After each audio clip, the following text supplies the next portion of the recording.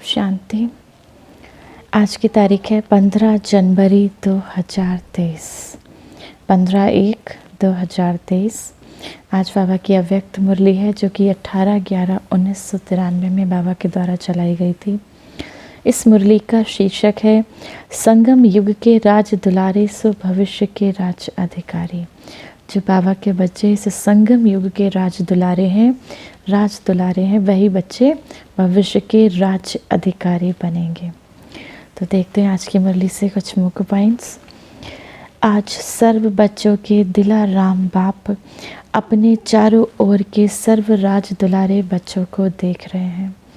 अब बाबा का हर एक बच्चा दिला राम के दुलार का पात्र है। बाबा तो अपने हर बच्चे को शिव बाबा प्यार करता है, तो बाबा कहें बाबा का हर एक बच्चा दिला राम के दुलार का पात्र है। ये दिव्य दुलार, परमात्म दुलार कोटों में कोई भाग्यवान आत्माओं को ही प्राप्त होता है। तो कितनी भाग्यवान आत्माएं हैं हम सब बाबा के बच्चे। ये दिव्य दुलार, परमात्म दुलार कोटों में कोई भाग्यवान आत्माओं को प्राप्त होता है। तो दिलाराम बाबा को भी अलौकिक फ़क्र है, बहुत खुशी है, बहुत नशा है कि मेरा हर एक बच्चा राजा बच्चा है। तो बाबा अपने बच्चों को कितना प्यार करता है। तो बाबा कहते मेरा हर बच्चा राजा बच्चा है। बाबा बच्चों से पूछते हैं राजा हो ना, प्रजा तो नहीं हो। सभी अपना टाइटल क्या बताते हो, राजयोगी। तो कोई प्रजा योगी तो नहीं कहता है। बाबा कहते हैं राज दुलारे यथार्थ अभी के भी राजे और भविष्य के भी राजे। डबल राज्य है ना। तो सिर्फ भविष्य का राज नहीं, भविष्य माना हमारी आने वाली दुनिया, सिर्फ सतयुगी दुनिया पर राज नहीं। तो बाबा कहते हैं जो अभी अपनी सर्व कर्मेंद्रियों पर राज करेंगे वही भविष्य के राज्य अधिकारी होंगे। तो भविष्य से पहले अब स्वराज्य अधिकारी बनना है। जैसे भविष्य के राज की महिमा करते हो कि वहाँ पर सतयुग में एक राज, एक धर्म, सुख शांति संपत्ति संपन्न राज है। ऐसे ही बाबा कहते हैं स्वराज्य अधिकारी राजे, स्वराज्य के राज्य कारोबार में ये सब बातें हैं। इस समय बाबा कहते हैं इस समय भी ये सारी बातें हैं। एक राज, एक धर्म, सुख शांति संपत्ति संपन्न राज्य है। अब वो कैसे है वो बाबा बताते हैं। बाबा कहते हैं एक राज्य, अब अभी के लिए एक राज्य कैसे है। एक राज्य अर्थात सदा मुझ आत्मा का राज्य इन सर्व राज्य कारोबारी कर्मेंद्रियों पर है। मेरी जो कर्म इंद्री हैं जिसके द्वारा मैं कर्म करती हूँ, तो उस पर मुझ आत्मा का राज्य है। यह बाबा कहते हैं बीच बीच में स्वराज्य के बजाय पर राज्य या अपना अधिकार तो नहीं करते हो। ऐसा तो नहीं कि आत्मा की बात ही ना सुनती हो आपकी कर्मेंद्रियाँ। आप कहते हो कि बाबा को याद करो, कर्मेंद्रियाँ व्यर्थ में चलाती हैं, ऐसा तो नहीं। तो बाबा कहते हैं आपका अपने मन बुद्धि संस्कार कर्मेंद्रियों पर राज्य है ना। माया का बाबा कहते पर राज्य अर्थात माया का राज। तो पर राज की निशानी है पर अधीन बन जाएंगे। और स्वराज्य की निशानी क्या है, सदा श्रेष्ठ अधिकारी अनुभव करेंगे। तो चेक करना है कि एक राज्य है मुझ आत्मा का, अपनी कर्मेंद्रियों पर एक राज्य है, या बीच बीच में माया के राज्य अधिकारी आप स्वराज्य अधिकारी राजाओं को आपके कोई भी कर्मेंद्रिय रूपी राज कारोबारी को परवश तो नहीं बना देती। तो एक राज है या दो राज हैं बाबा पूछते हैं। आप स्वराज्य अधिकारी का लॉ और ऑर्डर चलता है या फिर बीच बीच में माया का ऑर्डर चलता है, तो ये चेक करते रहना है। तो आपको अपनी कर्मेंद्रियों पर स्वराज्य रखना है। फिर बाबा कहते हैं यहाँ पे एक धर्म की बात, अब एक राज की बात की बाबा ने, अब कहते हैं एक धर्म। धर्म अर्थात धारणा। तो स्वराज्य का धर्म व धारणा एक कौन सी है, वो है पवित्रता। मन वचन कर्म संबंध संपर्क सब प्रकार की पवित्रता, इसको कहा जाता है एक धर्म एक धारणा। स्वप्न मात्र संकल्प मात्र में भी अपवित्रता अर्थात दूसरा धर्म ना हो, क्योंकि जहाँ पवित्रता है वहाँ अपवित्रता अर्थात व्यर्थ व विकल्प का नाम निशान नहीं होगा। तो अभी के श्रेष्ठ संस्कार भविष्य संस्कार बनेंगे। अभी के श्रेष्ठ संस्कार से आपके भविष्य के श्रेष्ठ संस्कार बनेंगे। तो अभी से एक राज्य एक धर्म के संस्कार भविष्य संस्कार का फाउंडेशन बनेंगे। तो चेक करना है, सुख शांति संपत्ति अर्थात सदा हद की प्राप्तियों के आधार पर सुख है या आत्मिक अतीन्द्रिय सुख परमात्म सुख में राज्य है। माना आपकी जो हद की प्राप्तियां हैं, जैसे आपका बहुत बड़ा घर है, बहुत शान, बहुत पैसा है, धन है, तो बाबा कहते हैं जो हद की प्राप्तियां हैं उसके आधार पर सुख है, या आप अपनी आत्मा, अपने को आत्मा समझकर जब बाबा को याद करते हो तो उस अतीन्द्रिय सुख का अनुभव परमात्म सुख में राज्य है। अब साधन या सैल्वेशन प्रशंसा के आधार पर सुख की अनुभूति है, ऐसा तो नहीं किसी ने आपकी प्रशंसा कर दी तब आपको सुख की अनुभूति हो, या फिर परमात्म आधार पर अतीन्द्रिय सुखमय राज्य है। अब आपको चेक करना है कि आपकी प्रशंसा के आधार पर आपको सुख की अनुभूति होती है या परमात्म प्यार, परमात्म स्नेह के आधार पर सुखमय राज्य है। अब इस प्रकार की अखंड शांति किसी भी प्रकार की किसी भी प्रकार की अशांति की परिस्थिति अखंड शांति को खंडित तो नहीं करती है। अब ऐसा तो नहीं बाबा कहते हैं जो आपकी अखंड शांति है वो किसी भी प्रकार की अशांति की परिस्थिति आपकी अखंड शांति को खंडित तो नहीं कर देती है। आप सदैव अखंड शांति की स्थिति में स्थित रहते हो, अशांति चाहे छोटी हो चाहे बड़ी हो। लेकिन स्वराज्य अधिकारी के लिए तूफान कैसा बन जाए, माना कोई स्वराज्य अधिकारी है तो उसके लिए तूफान कैसा बन जाए, जैसे तोहफा, उड़ती कला का तोहफा बन जाए, लिफ्ट की गिफ्ट बन जाए, इसको कहा जाता है अखंड शांति। तो चेक करना है आपका राज्य अभी शांतिमय है या नहीं। ऐसा तो नहीं कोई भी आपकी शांति को भंग कर देता है। फिर बाबा कहते हैं ऐसे ही संपत्ति अर्थात स्वराज्य की संपत्ति ज्ञान गुण और शक्तियां हैं। इन सर्व संपत्तियों से संपन्न स्वराज्य अधिकारी हैं।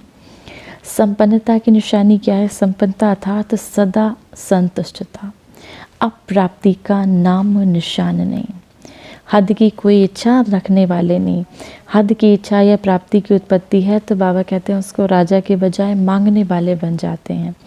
इसीलिए अपने स्वराज्य अधिकार को अच्छी तरह से चेक करो कि मेरा स्वराज्य एक राज्य एक धर्म सुख शांति संपत्ति संपन्न बना है।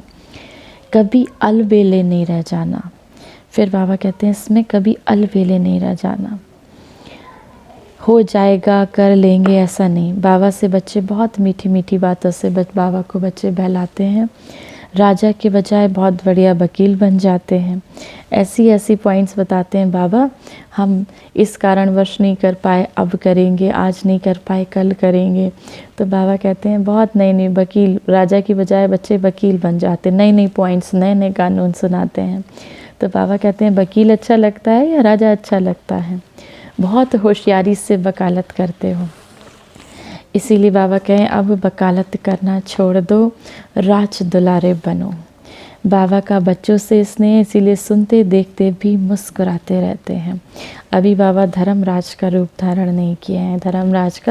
धर्मराज से बाबा काम नहीं लेते। फिर बाबा कहते हैं, बाबा की पर्सनल मुलाकात है। बाबा कहें कि 100 परिवर्तन का वाइब्रेशन ही विश्व परिवर्तन कराएगा। तो सभी अपने को खुश नसीब आत्माएं अनुभव करते हो। खुशी का भाग्य जो स्वप्न में भी नहीं था वो आपने प्राप्त कर लिया, तो सभी को कितनी खुशी है। तो सदा ये गीत गाती है कि सबसे खुश नसीब हूँ तो मैं हूँ। आपका दिल ये गीत गाता है कि सबसे खुश नसीब अगर कोई है तो मैं है। ये है मन का गीत। मुख का गीत गाने के लिए मेहनत करनी पड़ती है, लेकिन मन का गीत सब गा सकते हैं। सबसे बड़े से बड़ा खजाना है खुशी का खजाना, क्योंकि खुशी तब होती है जब प्राप्ति होती है। तो खुशी भी सदा है क्योंकि सदा सर्व प्राप्ति स्वरूप है। ब्रह्मा बाबा का जो गीत था ना, पाना था सो पा लिया, तो बाबा कहते हैं ये ब्रह्मा बाबा का गीत है या आप सबका भी गीत है? आपने भी सब कुछ पा लिया या अभी कुछ बाकी रहा है? जब विश्व परिवर्तन करने के निमित्त हो तो अपना परिवर्तन क्यों नहीं करते? बाबा कहते हैं अपना परिवर्तन करना चाहिए। बार बार नहीं कहना चाहिए कि बाबा अभी टाइम चाहिए, फुल स्टॉप लगाओ। बाबा कहते हैं अब ये शब्द को फुल स्टॉप लगाओ कि बाबा अभी टाइम चाहिए। ऐसा श्रेष्ठ समय, श्रेष्ठ प्राप्तियाँ, श्रेष्ठ संबंध सारे कल्प में नहीं मिलेगा। तो सबसे पहले अपना परिवर्तन, फिर स्व परिवर्तन का वाइब्रेशन ही विश्व परिवर्तन कहलाएगा। फिर बाबा कहते हैं रोज़ अमृत बेले कंबाइंड स्वरूप की स्मृति का तिलक लगाओ। सदा अपने को सहज राजयोगी अनुभव करते हो। बच्चों से बाबा पूछते हैं अपने को सदा सहज राजयोगी अनुभव करते हो। कितनी भी परिस्थितियां मुश्किल अनुभव कराने वाली हो, लेकिन मुश्किल को भी सहज करने वाले सहज योगी हैं। ऐसे हो या मुश्किल समय मुश्किल का अनुभव होता है, सदा सहज है। मुश्किल होने का कारण एक ही है, बाबा का साथ छोड़ देते हो। और जब अकेले बन जाते हो तो कमज़ोर पड़ जाते हो, और कमज़ोर को तो सहज बात मुश्किल लगती है। इसीलिए बाबा ने पहले भी सुनाया कि सदा कंबाइंड रूप में रहो। कंबाइंड को कोई अलग नहीं कर सकता। जैसे इस समय आत्मा और शरीर कंबाइंड है, ऐसे ही बाप और आप कंबाइंड रहो। जैसे इस समय आपकी आत्मा और शरीर कंबाइंड, ऐसे बाबा को कंबाइंड स्वरूप में स्थित करो। मैं आत्मा परमात्मा में समाई हूँ, मैं आत्मा, मेरा परमात्मा मुझ आत्मा में है। कंबाइंड स्वरूप की स्थिति में स्वयं को अनुभव करो। रोज अमृत वेले स्वयं को ब्राह्मण जीवन के स्मृति का तिलक लगाओ। अब जैसे भगत लोग लगाते हैं ना तिलक, जब पूजा पाठ करते हैं तो तिलक लगाते हैं, ऐसे ही बाबा कहते हैं आप भी स्मृति का तिलक लगाओ कि मैं परमात्मा से कंबाइंड हूँ। वैसे भी बाबा कहते हैं देखो माताएं जो तिलक लगाती हैं बस साथ का तिलक लगाती हैं। तो सदा स्मृति रखो हम कंबाइंड हैं, तो साथ का तिलक सदा लगाओ, कभी भूलना नहीं है। अच्छा, आज की मुरली से वरदान है, बैलेंस की विशेषता को धारण कर सर्व को ब्लेसिंग्स देने वाले शक्तिशाली सेवाधारी भव। अभी आप शक्तिशाली आत्माओं की सेवा है सर्व को ब्लेसिंग्स देना, माना दुआएं देना। अब चाहे नैनों से, चाहे मस्तक मणि द्वारा दो। जैसे साकार को लास्ट कर्मातीत स्टेज के समय देखा कि कैसे बैलेंस की विशेषता थी। जैसे ब्रह्मा बाबा को लास्ट जब उनकी कर्मातीत स्टेज हो गई थी, जब उन्हें बाबा के सिवाय कोई याद नहीं था, तो भी उन्होंने बैलेंस रखा था। बाबा को याद भी करते थे और प्रकाश भी देते थे, दुआएं भी देते थे। तो फॉलो फॉदर करो, यही सहज और शक्तिशाली सेवा है। इसमें समय भी कम है, मेहनत भी कम और रिजल्ट ज़्यादा निकलती है। तो आत्मिक स्वरूप से सबको ब्लेसिंग्स देते चलो। स्लोगन है आज की मुरली से, विस्तार को सेकंड में समाकर ज्ञान के सार का अनुभव कराना ही लाइट माइट हाउस बनना है। विस्तार को सेकंड में समाकर ज्ञान के सार का अनुभव कराना ही लाइट माइट हाउस बनना है। सूचना आज के लिए, आज मास का तीसरा रविवार है। सभी राजयोगी तपस्वी भाई बहन शाम को 6:30 से 7 बजे तक विशेष योग अभ्यास के समय पर लाइट माइट स्वरूप में स्थित रह के इस पूरे ग्लोब को शांति और शक्ति का सकाश फैलाएं। जब हम सब बाबा के बच्चों का एक संकल्प हो जाएगा, तभी इस दुनिया में विश्व परिवर्तन होगा और हमारी नई दुनिया की स्थापना होगी। अच्छा, ओम शांति।